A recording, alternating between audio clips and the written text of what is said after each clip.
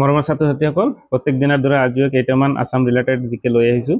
So প্ৰথম কোৱেশ্চনটো আছিল অসম কেতিয়া পূৰ্ণাংগ ৰাজ্য হ'ল।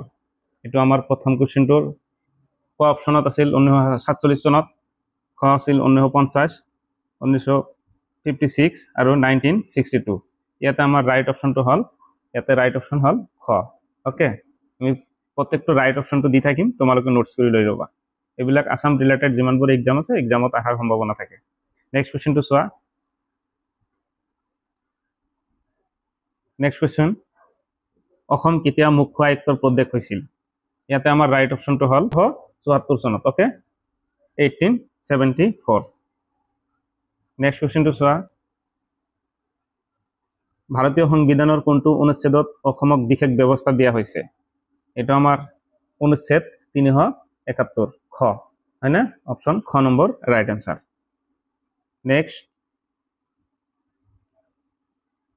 কোন বছৰত অসমৰ ৰাজধানী শিলচৰৰ পৰা দিছপুৰলৈ স্থানান্তৰ কৰা হৈছিল।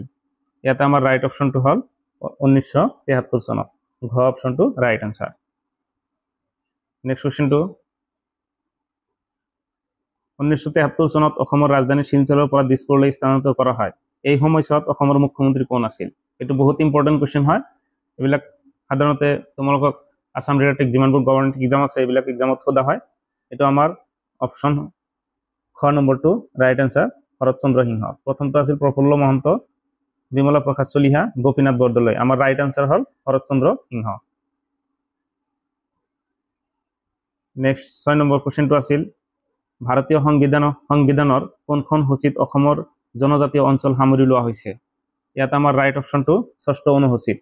খ নম্বৰটো ৰাইট এনচাৰ, 6ষ্ঠ অনুসূচীত আমাৰ অসমৰ জনজাতীয় অঞ্চল সামৰি লোৱা হৈছে। অসম গ্ৰাম্য পঞ্চায়ত আইন প্ৰথমে কেতিয়া গৃহীত হৈছিল।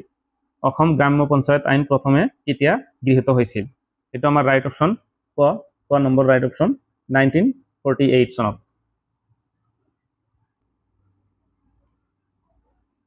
কোনখন পঞ্চায়ত আইনে অসমৰ 3 স্তৰৰ পঞ্চায়তী ৰাজ ব্যৱস্থা প্ৰতিষ্ঠা কৰিছিল। এইটো আমাৰ ৰাইট অপশ্যন হ'ল ঘ, এইটো অসম পঞ্চায়ত আইন 1994। নোটছ কৰি লৈ ল'বা। অসম পূৰ্ণ গঠন আইন মেঘালয় কেতিয়া গৃহীত হৈছিল। এইটো আমাৰ 9 নম্বৰৰ ৰাইট অপশ্যন হ'ল খটো, 1971ত। 10 নম্বৰ কুৱেশ্যনটো আছিল, তলৰ কোনজন অসমৰ দীৰ্ঘদিনীয়া মুখ্যমন্ত্ৰী আছিল। এইটো আমাৰ ৰাইট অপশ্যন ক, তৰুণ গগৈ। তৰুণ গগৈ 3 টাৰ্ম একেৰাহে মুখ্যমন্ত্ৰী আছিল, হয় না?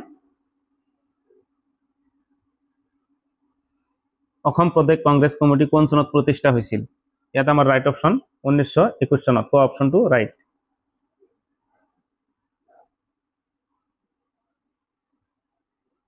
অসম বিধানসভাৰ কাৰ্যকাল কিমান। এইটো বহুত ইম্পৰ্টেণ্ট কুৱেশ্যন হয়। অসম বিধানসভাৰ কাৰ্যকাল বা ৰাষ্ট্ৰপতিৰ কাৰ্যকাল এইবিলাক কুৱেশ্যন সাধাৰণতে সোধা হয়। তো ইয়াতে ৰাইট অপশ্যনটো হ'ল ঘ, 5 বছৰ। অসম বিধানসভাৰ কাৰ্যকাল 5 বছৰ। 13 নম্বৰ কুৱেশ্যনটো আছিল, স্বাধীনতাৰ পিছত অসমৰ প্ৰথম মুখ্যমন্ত্ৰী কোন আছিল। ইয়াতে আমাৰ ৰাইট অপশ্যন হ'ল খ, গোপীনাথ বৰদলৈ। গোপীনাথ বৰদলৈ স্বাধীনতাৰ পিছত অসমৰ প্ৰথম মুখ্যমন্ত্ৰী আছিল। 14 নম্বৰ কুৱেশ্যনটো আছিল, অসমৰ কিমানখন ৰাজ্যসভাৰ আসন আছে। অসমত কিমানখন ৰাজ্যসভাৰ আসন আছে। এইটো মষ্ট ইম্পৰ্টেণ্ট হয়। এইটো আমাৰ এনচাৰ 7খন।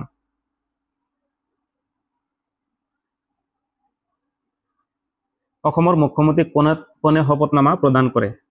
অসমৰ মুখ্যমন্ত্ৰীক কোনে শপতনামা প্ৰদান কৰে। অসমৰ ৰাজ্যপালে। অসমৰ ৰাজ্যপালে অসমৰ মুখ্যমন্ত্ৰীক শপতনামা প্ৰদান কৰে। অ'কে, নেক্সট আহিব পাৰে, অসমৰ বৰ্তমান ৰাজ্যপালজনৰ নাম কি। অসমৰ 15 সংখ্যক মুখ্যমন্ত্ৰীজনৰ নাম কি আছিল। অসমৰ 15তম মুখ্যমন্ত্ৰীজনৰ নাম কি। ইয়াতে আমাৰ ৰাইট অপশ্যন হ'ল ডক্টৰ হিমন্ত বিশ্ব শৰ্মা।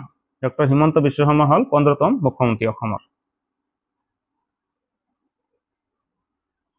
অসমৰ ৰাজ্যপালক কোনে নিযুক্তি দিয়ে। অসমৰ ৰাজ্যপালক ভাৰতৰ ৰাষ্ট্ৰপতিয়ে নিযুক্তি দিয়ে।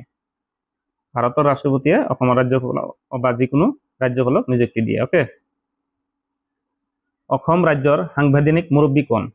অসম ৰাজ্যৰ সাংবিধানিক মুৰব্বী হ'ল ৰাজ্যপাল। মুখ্যমন্ত্ৰী নহয়, এইটো কিছুমানে মুখ্যমন্ত্ৰী দি দিব। এইটো আমাৰ সাংবিধানিক মুৰব্বী, আমাৰ ৰাজ্যপালক বুলি জনা যায়। 19 নম্বৰ কুৱেশ্যনটো আছিল অসম বিধানসভাৰ মুঠ আসনৰ সংখ্যা কিমান? অসম বিধানসভাৰ মুঠ আসনৰ সংখ্যা হ'ল 126খন, হয় না? 126খন। নেক্সট 20 নম্বৰ কুৱেশ্যনটো আছিল অসমত কিমান সংসদীয় সমষ্টি আছে? অসমত কিমান সংসদীয় সমষ্টি আছে? আমাৰ ৰাইট অপশ্যন হ'ল গ 14টা। এইখিনিত আজিৰ কাৰণে এইখিনিয়ে। নেক্সট ভিডিঅ' তোমালোকে পাই যাবা, গতিকে মোৰ চেনেলটো তোমালোকে ছাবস্ক্ৰাইব কৰি থৈ দিবা। ধন্যবাদ।